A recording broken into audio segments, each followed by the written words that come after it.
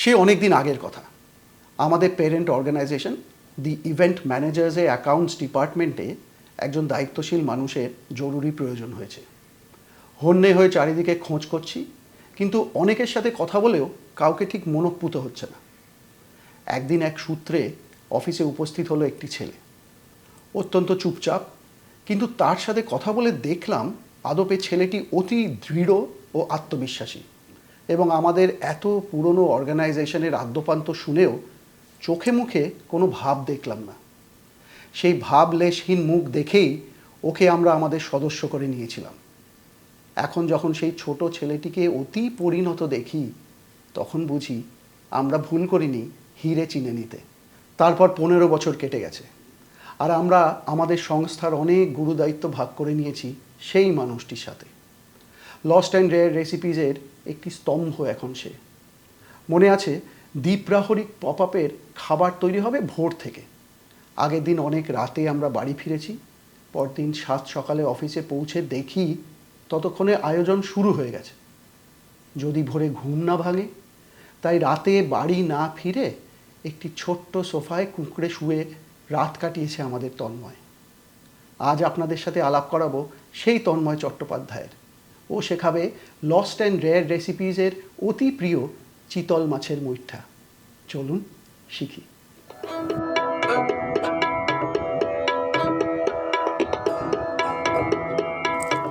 Tanmoy, lost and rare রেসিপিজের hot সিটে স্বাগত। প্রচন্ড নার্ভাস একটা ব্যাপার। নার্ভাস লাগার কোনো ব্যাপারই নেই, কারণ দুদিন আগে আমারও খুব নার্ভাস লাগছিল, এখন আমি অভ্যস্ত হয়ে গেছি। তুমি দুদিন ধরে কাটিয়ে নিয়েছো, আমি তো আচ্ছা, আমার একটা প্রশ্ন আছে তন্ময়। হ্যাঁ, তুই গত 5 বছর ধরে এত রান্না দেখেছিস এবং নিজেও করেছিস। আজকে যখন তোর উপস্থাপনা করার সময় হলো, এত রান্নার মধ্যে চিতল মাছের মুইঠা তুই কেন ভাবলি যে এটাই তুই রান্না করে দেখাবি? কেন? দেখো, চিতল মাছের মুড়িটা সত্যি কথা বলতে কি, আমার ছোটবেলার কথা যদি বলি, বাড়িতে সেইভাবে কখনো এটা হয়নি চিতল মাছের মুড়িটা। তবে শুনেছি খুব ভালো খাবার, খুব ভালো রাজস্বিক একটা খাবার বলা যেতে পারে। তো এখানে আসার পর গত 5 বছর ধরে বিভিন্ন সময় দাদাকে দেখেছি করতে, এবং আমার না একটা মনে একটা ভয় ছিল বলতে পারো, যেটা শুনে এসেছি চিতল মাছের মুড়িটা বাবারে বিশাল একটা ভয়ের ব্যাপার। কিন্তু এত সুন্দরভাবে দাদাকে করতে দেখেছি, বা এমন হাতে ধরিয়ে আমাদের শিখিয়েছে যে কোনো ব্যাপারই না। আমি তো দর্শকদের বলতে চাইবো, আজকের এপিসোডটা যারা দেখবে, চিতল মাছের মুড়িটা তাদের কাছে জলভাত হয়ে যাবে। তাহলে আমরা এখন শুরু করব চিতল মাছের মুইঠা। তন্ময় শেখাবে, আমি কিন্তু একটু সরে যাব। তুমি থাকলেও অসুবিধা নেই। না, আমি জানি অসুবিধা নেই, কিন্তু আমি দেখবো এখানে দাঁড়িয়ে, কিন্তু জায়গাটা ছোট তো। একদম একদম, কিন্তু জায়গাটা ছোট তো, তাই তোর কাজ করতে সুবিধা হবে। ঠিক আছে, তাহলে শুরু করছি। চিতল মাছের মুইঠা শেখাবে তন্ময় চট্টোপাধ্যায়। রান্না শুরু করার আগে দু একটা কথা যেটা আপনাদের জেনে রাখা দরকার, এই রান্নাটা করতে গেলে যেগুলো আপনাদের কাজে লাগবে। চিতল মাছটা কোন অংশটা আমরা নেব? চিতল মাছের পিঠের দিকটা বাজারে গিয়ে যদি আপনারা বলেন চিতল মাছের মুইঠা করবো, দেখবেন বাজারের দোকানি যারা থাকে তারাই ওটা স্কুপ করে দেয়। আমরা এখানে স্কুপ করা মাছটাই নিয়েছি, চিতল মাছের পিঠের অংশটা। আর তার সাথে কি লাগবে? খুব মসৃণ করে মাখা আলু সেদ্ধ। আলুটা কেন খুব মসৃণ দরকার? যদি আলুতে দানা থেকে যায়, যখন আপনারা মুইঠাটা গড়বেন সেটাতে ভালো হয় না, ওই দানাগুলো মুইঠা সেদ্ধ করার সময় ছেড়ে বেরিয়ে আসতে পারে। তাই জন্য খুব মসৃণ আলু সেদ্ধ দরকার। এবার তাহলে মুইঠা মাখা শুরু করছি। প্রথমে কুড়ানো চিতল মাছের সঙ্গে আলু সেদ্ধটা মিশিয়ে নিন। আমাদের এখানে 700 গ্রাম মাছ নিয়েছি, তার সাথে নিয়ে নেবো আমরা 300 গ্রামের মতন সেদ্ধ মাখা আলু। এর সাথে দেব 4 টেবিল চামচ পরিমাণ পেঁয়াজ বাটা।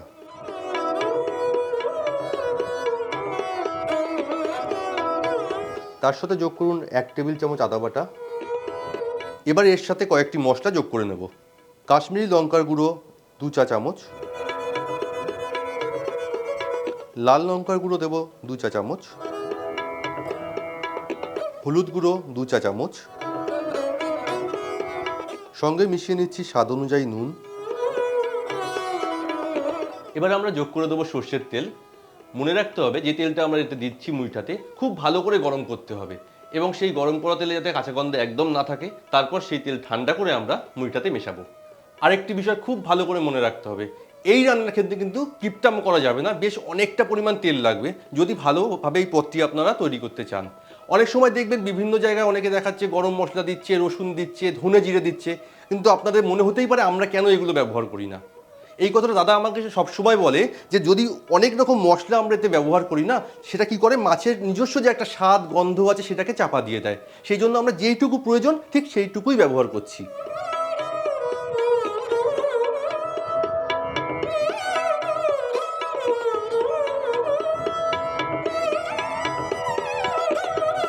এবার খুব ভালো করে মেখে নিন মিশ্রণটিকে। মিশ্রণটি মাখার সময় মনে রাখতে হবে এটি ততক্ষণ মাখতে হবে যতক্ষণ না হাত থেকে একেবারে এটি ছেড়ে যাচ্ছে, তবেই কিন্তু মুইঠাটা খুব সুন্দরভাবে শেপ হবে এবং কোনো রকম অসুবিধা হবে না। মুইঠার মিশ্রণটি মাখার সময় আপনাদের হাতে হয়তো কখনো কাঁটা লাগতে পারে, যদি লাগে সেই কাঁটাগুলি বার করে ফেলে দিন। তন্ময়, দারুণ হচ্ছে তো, মনে হচ্ছে আমিও পারবো। একদমই পারবে, আমি পারলে তুমিও পারবে। আর শুধু তুমি কেন, যারা দর্শকরা আজকে দেখছে তারা প্রত্যেকেই পারবে, কারণ এত সহজভাবে শুভজিৎদা আমাদেরকে শিখিয়েছে এবং সেটাই আমরা আজকে দেখাচ্ছি দর্শকদের। কাজেই না পারার কোনো কারণ নেই, চেষ্টা করে দেখুন। সব সুন্দর করে মাখা হয়েছে। তুই তাহলে বাকি রান্নাটা কর, আমি আবার একটু সরে বসি, কেমন? এবার আছে কড়াই চাপিয়ে ঢেলে দিন অনেকটা জল। জল বেশ ভালো করে টকবক করে ফোটা অবধি অপেক্ষা করুন। যখন জল ফুটতে শুরু করবে একে একে ছাড়ুন মুইঠাগুলি। মনে রাখবেন যেহেতু হাতে মুঠো করে করে ছাড়া হয় তার জন্যই এর নাম মুইঠা।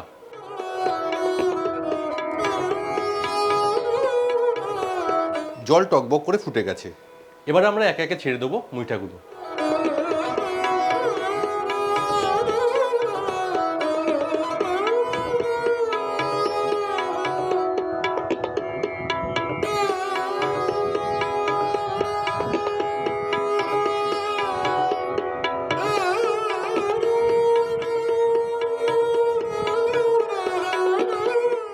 মুইঠাগুলো একে একে ছাড়া হয়ে গেছে, এবার অপেক্ষা করুন ততক্ষণ যতক্ষণ না মুইঠাগুলো নিজে থেকে ভেসে উঠছে। একবার ভেসে গেলে তাহলে ভাববেন যে মুইঠা আপনার সুসেদ্ধ হয়েছে।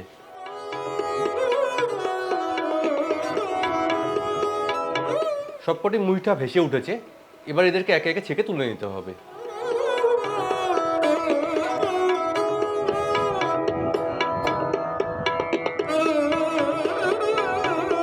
প্রত্যেকটি মুইঠা অর্ধেক করে কেটে নিয়ে তেলে সোনালি করে ভেজে তুলুন।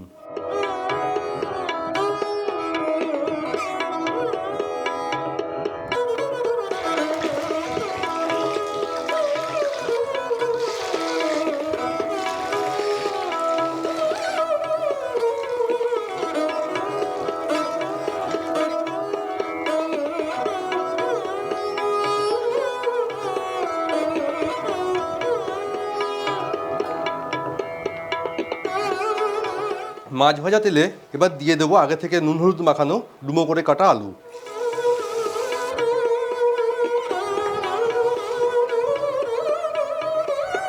যতক্ষণ আলু ভাজা হচ্ছে ততক্ষণ ছেঁচে নিন এলাচ, লবঙ্গ আর দারচিনি।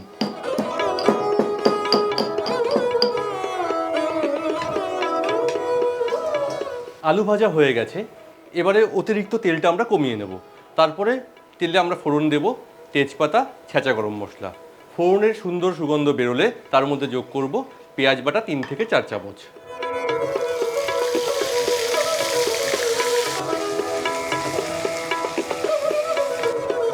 পেঁয়াজের রং ধরেছে, এবার আমরা এতে যোগ করে দেব 1 টেবিল চামচের কিছু কম আদা বাটা। পেঁয়াজ আদা থেকে তেল ছেড়ে গেছে, এবার আমরা এতে যোগ করব পরপর 3টি উপকরণ। যোগ করছি 1 টেবিল চামচ হলুদ গুঁড়ো, 1 টেবিল চামচ লাল লঙ্কার গুঁড়ো, 1 টেবিল চামচ কাশ্মীরি লঙ্কার গুঁড়ো ও তার সাথে জল। মশলায় তেল ছাড়া অবধি কষাতে থাকুন। মশলা থেকে সম্পূর্ণভাবে তেল ছেড়ে দিয়েছে, এবার এতে যোগ করে দেবো আগের থেকে ভেজে রাখা আলু। কষতে হবে আরও পরবর্তী 2-3 মিনিট। এবার যোগ করুন বেশ খানিকটা জল। মনে রাখবেন আপনার যতটা গ্রেভি দরকার তার থেকে অনেকটা বেশি জল দেবেন, কারণ যখনই মুইঠা যোগ হবে তখন ঝোল অনেকটা টেনে যাবে। এবার আমরা যোগ করব স্বাদ অনুযায়ী নুন এবং অল্প চিনি। অল্প সময় ফুটতে দিন এবং তারপরে যোগ করুন মুইঠা। কিছুক্ষণ ঝোল ফুটেছে, এবার যোগ করে দিচ্ছি মুইঠা।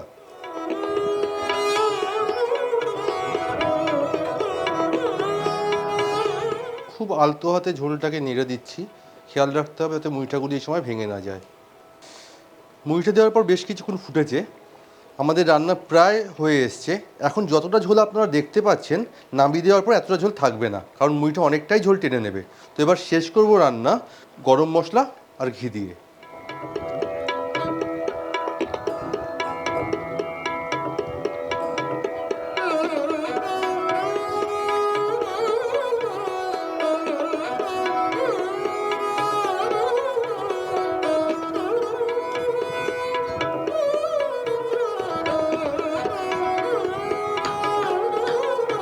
কথায় আছে না যে রাঁধে সে চুলও বাঁধে, আর আমাদের তন্ময় যেমন রাঁধে তেমনি দপ্তরের হিসাবও রাখে।